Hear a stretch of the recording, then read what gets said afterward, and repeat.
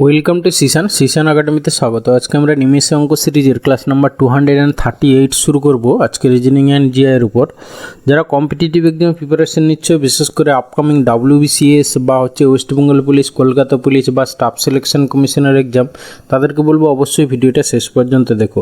এই টাইপেরই রিজনিংয়ের কোশ্চেন তোমরা পরীক্ষা পাবে। ওকে, চলো লেট স্টার্ট। ফার্স্ট কোশ্চেন কী আছে দেখে নাও। বলেছি লুপ্ত সংখ্যাটি নির্ণয় করো। সবাইকে বলবো ভিডিওটা শেষ পর্যন্ত দেখো, আমি একটা কথা বলবো। ওকে, আচ্ছা, লুপ্ত সংখ্যাটি নির্ণয় করো। কি বলেছে দেখো, ফার্স্ট আছে 2, তারপর 4, তারপর 16, তারপর 96, তারপর ড্যাশ, তারপর কত হবে, তাই তো? তাহলে আমরা যদি একটু খেয়াল করি, দেখো গুণ হয়ে হয়ে যাচ্ছে সামথিং, ঠিক আছে?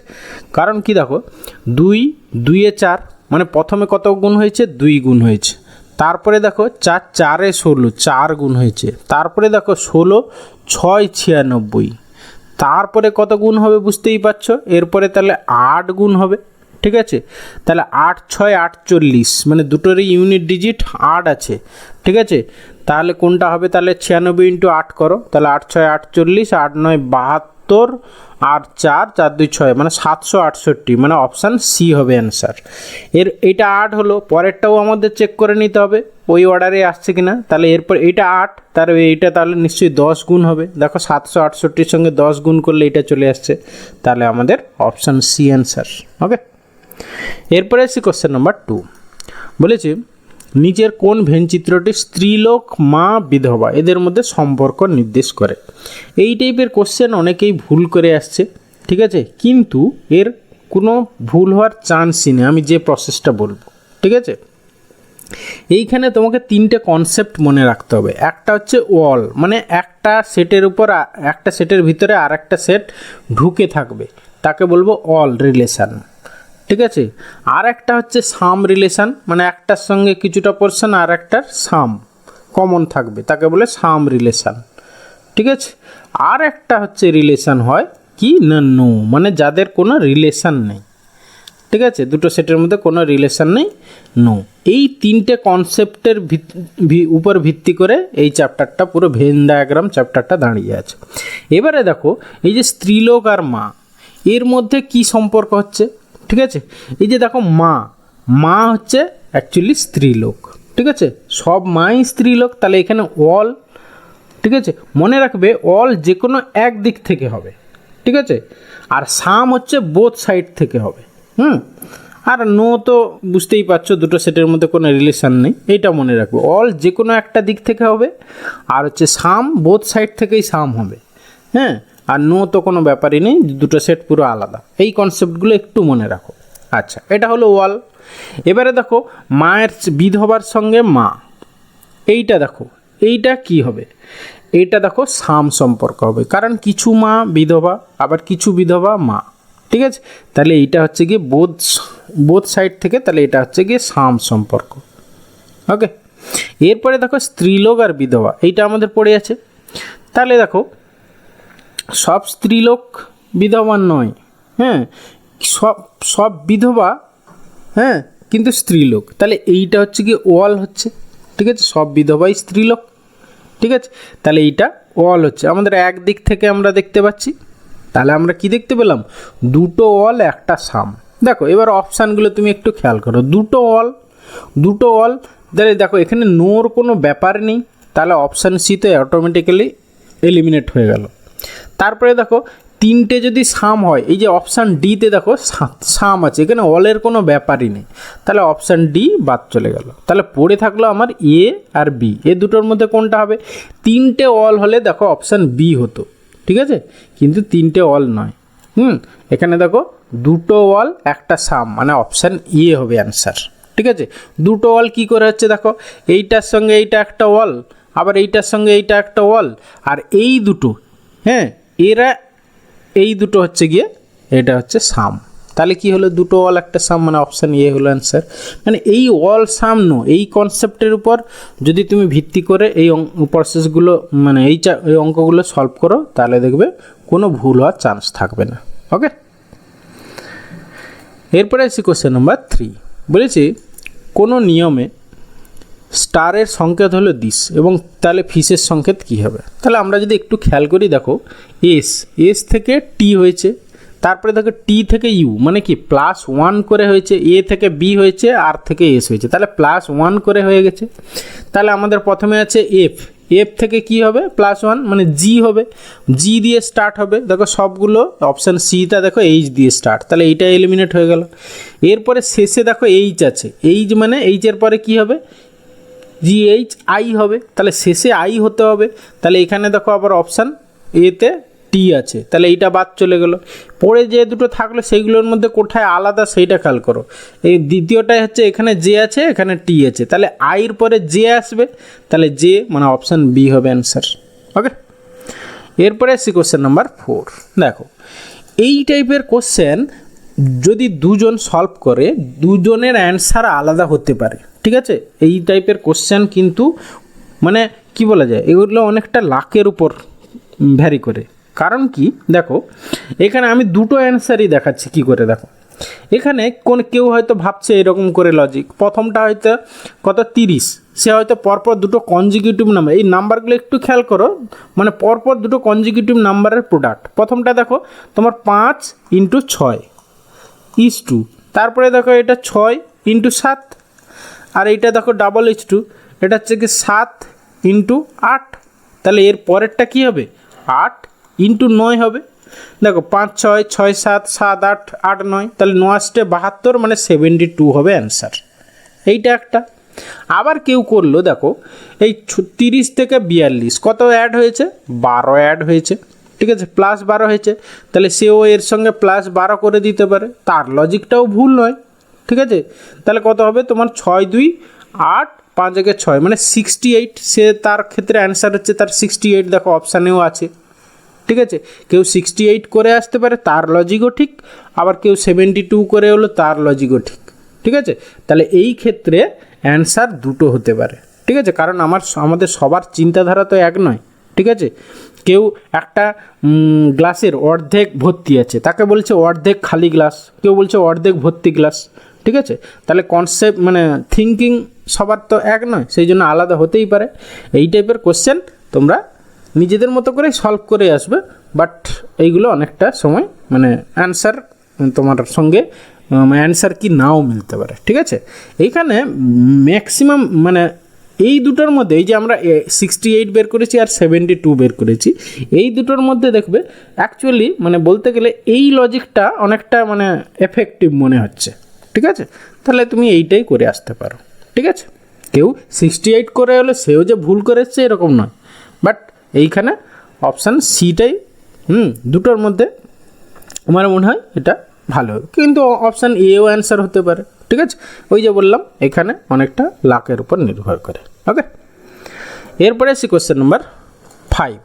দেখো কি বলেছে, বলছে গুপ্তাব্দ প্রথম চন্দ্রগুপ্ত শকাব্দ কে, মানে গুপ্তাব্দ কে প্রচলন করেছিলেন? না হচ্ছে প্রথম চন্দ্রগুপ্ত। তাহলে শকাব্দ কে প্রচলন করেছিলেন? কনিষ্ক, 78 অব্দে, ঠিক আছে। এটা তোমরা সবাই জানো, হিস্ট্রির কোশ্চেন, অপশান সি অ্যান্সার। ওকে, এরপরে আসি কোশ্চেন নাম্বার 6। দেখো ব্লাড রিলেশনের এই টাইপের কোশ্চেন তোমরা অনেকেই সলভ করো, অনেকেই অনেক টাইম চলে যায়, বুঝতে পারো না কীভাবে করবে, ঠিক আছে। এর একটা প্রসেস আছে, যেখানে যে বলছে, ঠিক আছে, যে বলছে তার জায়গায় নিজেকে কল্পনা করে নিতে হবে, করে নিয়ে এবার এই যে বড় ইনভার্টেড কমার মধ্যে যেটা বলেছি, এইটাকে তোমাকে শেষ দিক থেকে ছোট ছোট করে প্রসিড করতে হবে, ঠিক আছে। হ্যাঁ, এইটা তোমার ক্ষেত্রে, হ্যাঁ, তুমি শেষ দিক থেকে প্রসিড করো, মানে নিজেকে ওই যে বলছে তার জায়গায় কল্পনা করে নিতে হবে। তাহলে রবিন বলছে, ঠিক আছে, তাহলে নিজেকে রবিন ভেবে নাও। তাহলে এবার ছোট ছোট করে প্রসিড করো। দেখো রবিনের এই যে আমার মায়ের একমাত্র কন্যা, এইটুকু ভাবো প্রথমে। তাহলে রবিনের মায়ের একমাত্র কন্যা, হ্যাঁ, মানে কি রবিনের বোন, তাহলে অজয়ের মা হলেন রবিনের বোন। তাহলে অজয় কে হচ্ছে, এখানে কি চেয়েছে, অজয় রবিনের কে, তাহলে অজয় হচ্ছে রবিনের বোনপো বা ভাগনা, ঠিক আছে। এখানে অপশান দেখো সিতে বোনপো আছে, তাহলে এটাই হবে অ্যান্সার, অপশান সি অ্যান্সার। ওকে, এইরকম যত বড় থাক না কেন, তুমি জাস্ট শেষ দিক থেকে ছোট ছোট করে প্রসিড করবে এবং যে বলছে তার জায়গায় নিজেকে কল্পনা করে নিতে হবে। ওকে, এরপরে এসে কোশ্চেন নাম্বার 7। যদি ঋণ শব্দের সাংকেতিক মান 10 হয় তাহলে দীপক শব্দের সাংকেতিক মান কী হবে? আচ্ছা, প্রথমে আমরা কি করব, আমাদের হাতে শুধু পজিশন ভ্যালু আছে, তাহলে পজিশন ভ্যালুগুলোই অ্যাড করি, আর কিছু করার নেই। তাহলে পজিশন ভ্যালু দেখো তোমার কত হচ্ছে, আর হচ্ছে গিয়ে কত 18, তারপরে হচ্ছে গিয়ে তোমার 9, তারপরে এন এর হচ্ছে গিয়ে 14, তারপরে হচ্ছে গিয়ে 20, আর ইউর হচ্ছে 21। কত হচ্ছে দেখো, যোগ করো। দেখো তুমি যদি কম্পিটিটিভ এক্সামের সিরিয়াস অ্যাসপিরেন্ট হও তাহলে অবশ্যই বলবো যে প্রতিটা ইংলিশ অ্যালফাবেটসের পজিশন ভ্যালু এবং অপোজিট লেটার অবশ্যই ঠোঁটস্থ করে রাখতে হবে, ঠিক আছে? না হলে কিন্তু এই টাইপের কোডিং ডিকোডিংয়ের কোশ্চেন করতে অনেক সময় চলে যাবে, মনে মনে করতে, লিখে লিখে করতে, ঠিক আছে? সেই জন্য এইগুলো ঠোঁটস্থ করে রাখবে।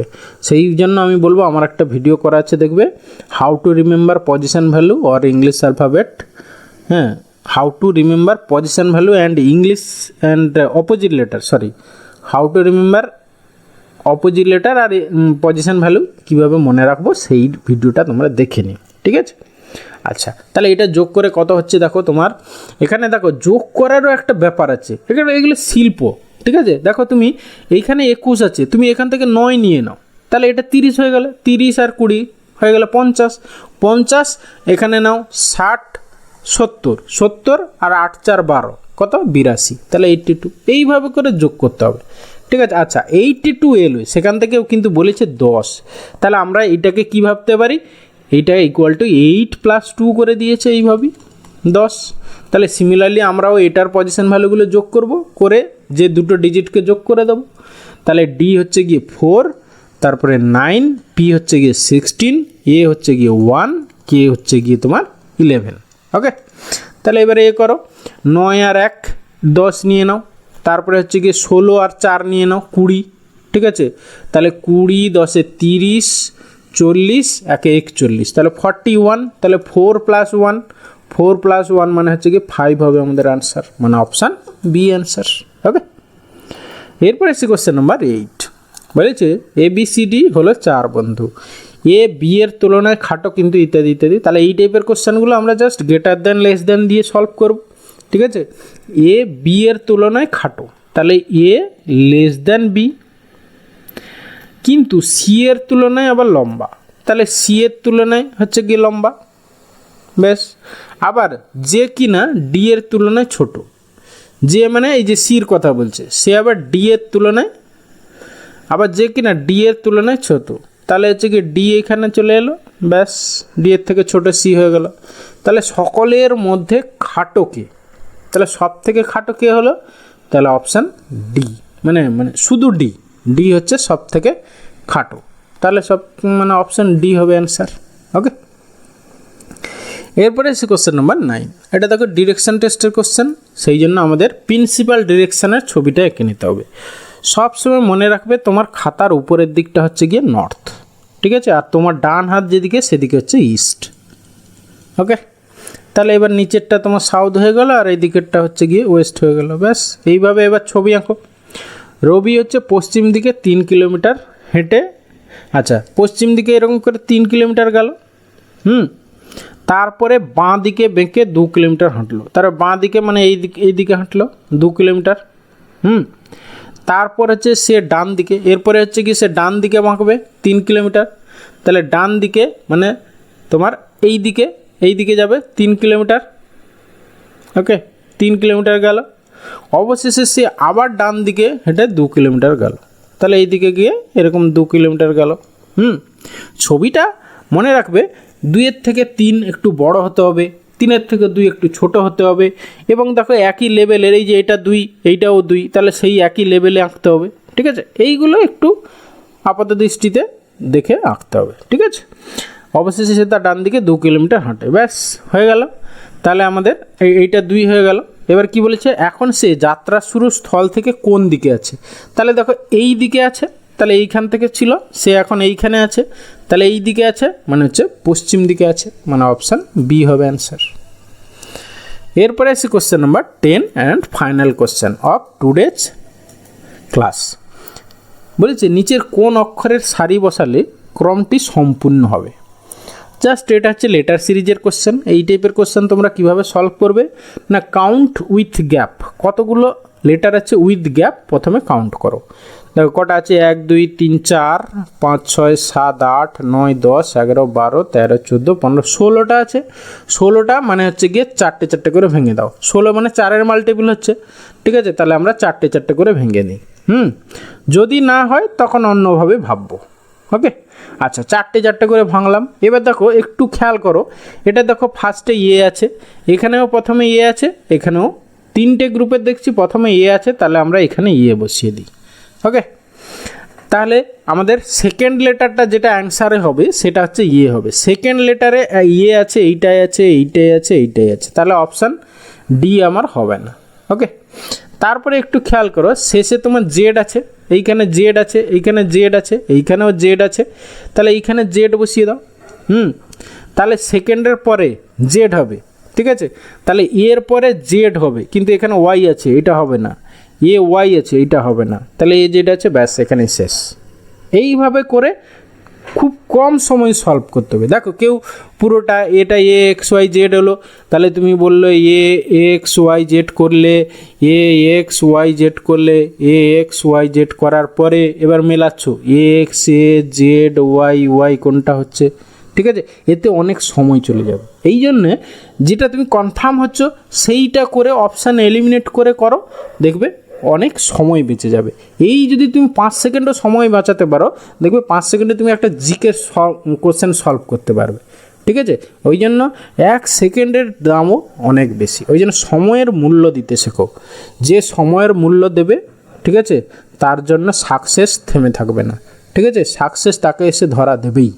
এই জন্য তোমরা রেগুলার বেসিসে প্র্যাকটিস করো, ঠিক আছে। আর বলবো, সবাইকে বলবো থ্যাংক ইউ ভিডিওটা শেষ পর্যন্ত দেখার জন্য। অবশ্যই একটা লাইক করো যদি ভালো লেগে থাকে, আর বন্ধুদের সঙ্গে শেয়ার করো, আর চ্যানেলে যদি নতুন হও তাহলে অবশ্যই সাবস্ক্রাইব করো। ওকে, ভালো থাকবে, বাই।